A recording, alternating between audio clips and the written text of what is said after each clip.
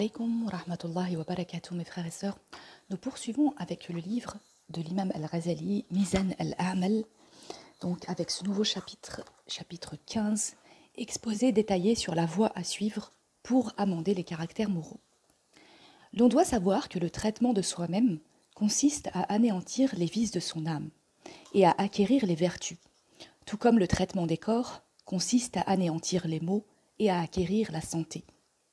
De même que le cas le plus fréquent est l'équilibre de l'humeur, et que c'est seulement d'aventure que le mal arrive à modifier l'équilibre par l'effet des propriétés des aliments, de même, chaque nouveau-né se trouve au moment de sa naissance à l'état vierge. Ses parents en font un juif, un chrétien ou un mage, ce qui revient à dire que les vices s'acquièrent par instruction et par accoutumance. De même qu'au début, le corps n'est pas créé achevé, mais atteint son achèvement en croissant, et grâce à l'entretien de la nourriture, de même, l'âme est créée imparfaite, et c'est grâce à la purification, à l'amélioration du caractère et à la nourriture apportée par la science qu'elle se perfectionne. De même qu'au cas où le corps est sain, le rôle du médecin consiste à établir le régime qui conserve la santé, et qu'en cas de maladie, son rôle est de lui procurer la santé. De même, au cas où l'âme est saine et pure, où elle a de bonnes qualités, on doit se soucier de lui garder la santé et de lui procurer une plénitude de force et de sérénité. Au cas où toutefois perfection et sérénité lui font défaut, on doit les lui procurer. De même que le mal qui rompt l'équilibre et détermine la maladie n'est guérissable que par son contraire, entre parenthèses on traite l'échauffement par le refroidissement et vice-versa, de même le vice qui entraîne nécessairement l'imperfection de l'âme est traité par son contraire. L'ignorance, on l'a vu précédemment, est traitée par l'instruction, l'avarice par l'imitation forcée de la libéralité, l'orgueil par l'imitation forcée de la modestie, l'avidité par l'abstinence forcée de tout ce qui est objet d'appétit. De même que tout rafraîchissant n'est efficace contre un mal déterminé par la chaleur, que si ce rafraîchissant est donné suivant des modalités définies, différant suivant la force ou la faiblesse du rafraîchissant, suivant qu'il est pris avec ou sans assiduité, en abondance ou en faible quantité, de même qu'on ne peut se passer d'établir la dose qui en définit la quantité efficace, en sorte que si l'on n'observe pas la dose, le mal gagne du terrain. Ainsi, il faut doser le remède contraire par lequel on traite les caractères. De même que la dose du remède est déterminée par le degré du mal, au point que le médecin ne traite pas tant qu'il ne sait pas que le mal provient d'un échauffement ou d'un refroidissement, et que s'il s'agit d'un échauffement, quel en est le degré, s'il est faible ou fort, et qu'une fois que le médecin est éclairé sur ce point, il considère en outre les conditions de l'organisme, les circonstances dans lesquelles le malade se trouve, et son métier, de façon à le traiter en conséquence. De même, le maître comprend pour guide et qui soigne les âmes des postulants et de ceux qui demandent à être guidés, ne doit pas les heurter brutalement par l'entraînement et par les obligations qu'il leur impose dans une branche donnée avant de connaître leur caractère. Quand il aura connu le défaut dominant chez le postulant et son degré, quand il aura observé le comportement, l'âge de celui-ci et le traitement qu'il sera capable de subir, le maître tracera la voie. C'est pourquoi l'on voit le maître conseiller à quelques postulants de sortir mendier dans le souk. Soupçonnant en effet chez lui de l'orgueil et une sorte de tendance à s'imposer, il lui fait subir le traitement qui lui paraît humiliant et qui va contre son caractère afin que son orgueil soit brisé.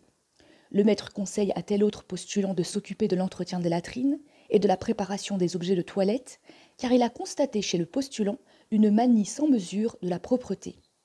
Le maître conseille à tel autre d'observer le jeûne et lui recommande la copulation seulement dans la mesure qui ne dépasse pas la limite prohibée, ceci dans le cas où le postulant serait un jeune homme au désir ardent et se trouverait passionné pour l'appétit de nourriture et pour l'appétit sexuel. Il existe bien d'autres méthodes de castigation. On rapporte que quelqu'un soignait sa faculté irascible en s'imposant la longanimité. Il payait des gens insolents, prêts à le provoquer, en l'insultant dans des réunions publiques, afin qu'il s'habituât à supporter l'insulte. Il devint tel qu'on le citait en exemple pour la castigation. Un autre s'entraînait progressivement au courage, et il prenait la mer l'hiver. Un troisième, pour réfréner son appétit, préparait de bons plats et les faisait manger par autrui en sa présence, alors que lui-même se contentait du pain d'orge. Les dévots de l'Inde traitent la paresse dans la pratique religieuse en se tenant toute la nuit debout sur un seul pied, sans en changer. Un autre soignait l'amour de la richesse en vendant la totalité de ses biens et en jetant le prix dans la mer. Voilà la règle générale pour la castigation des mœurs. On aurait beaucoup à dire sur le détail de tout cela. Notre but, ô toi qui désires ardemment te purifier, est que tu examines tes particularités de caractère. Si tu trouves ton âme amendée, protège-la. Si elle est corrompue, redresse-la en la remettant à l'équilibre selon ce dont le détail va suivre. En effet, la recherche de la mesure appelle la négation des deux extrêmes, car le but est de purifier l'âme des attributs qui s'attachent à elle du fait des accidents affectant la vie corporelle. Il faut que l'âme ne s'intéresse plus à ces accidents après la rupture, qu'elle n'ait ni amour ni regret de ce qu'elle a perdu, que le souci et la souffrance qu'elle endure du fait de ce qui arrive au corps ne la privent pas des félicités dignes de sa substance. Quand nous voulons que l'eau ne soit ni chaude ni froide, nous cherchons la mesure. L'eau tiède n'est ni chaude ni froide. Il en est de même des qualités. Si tu dis « Comment saurais-je que ce que j'ai acquis est bien une qualité ?» que c'est bien le juste milieu entre les deux extrêmes, l'excès et le défaut, eh bien, tu n'as qu'à considérer les actes qui sont l'effet du trait de caractère sur lequel porte ton effort de lutte.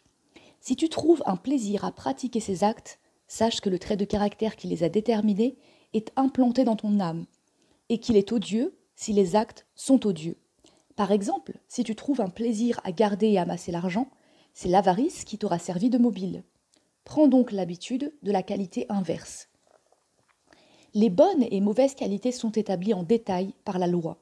Elles sont toutes définies par les adab du prophète sallallahu alayhi wa sallam et elles sont bien connues. Nous les mentionnerons sommairement par la suite. Voici ce que nous entendons par mesure. Si tu prenais plaisir à répandre l'argent avec prodigalité, il faut savoir que ceci est également blâmable et que c'est bien ce qu'on appelle gaspillage. Le caractère digne de louange, le caractère juste, c'est la libéralité qui se place entre l'avarice sordide et le gaspillage, et qui consiste à dépenser facilement, volontiers et de bon cœur, ce que la loi et la raison jugent nécessaire de dépenser, et à s'interdire facilement, volontiers et de bon cœur, toute dépense réprouvée par la loi et la raison, et ainsi pour toutes les qualités. Un seul exemple est suffisant. Quand on sait que le critérium des actions est donné par la valeur des qualités et des caractères, on se rend nettement compte que la voie à suivre diffère par rapport aux personnes, comme elle diffère pour une personne donnée selon les cas. Celui à qui la clairvoyance est donnée recherchera le mal pour le traiter d'après la méthode qui convient à ce mal.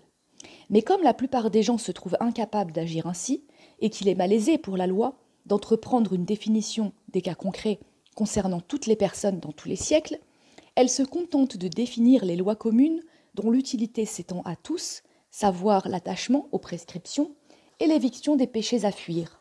Ensuite, elle a déconseillé les actes licites qu'on pratique en vue du plaisir qu'on tire des belles choses. Par exemple, un hadith dit « L'amour des choses d'ici-bas est à l'origine des péchés ». Et d'autres hadiths disent la même chose. La religion a appris enfin à ceux qui possèdent la clairvoyance la limite de ce qui est exigé et le moyen d'y atteindre, comme la limite de ce qui est à éviter et la manière de l'éviter.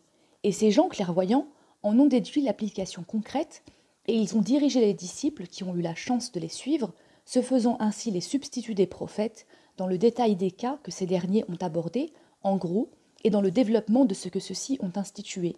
C'est pourquoi le prophète sallallahu alayhi wa sallam a dit « Les savants sont les héritiers des prophètes ». Dans le prochain chapitre, nous verrons l'exposé des vertus cardinales. Inch'Allah. Wassalamu alaikum wa rahmatullahi ta'ala wa barakatuh.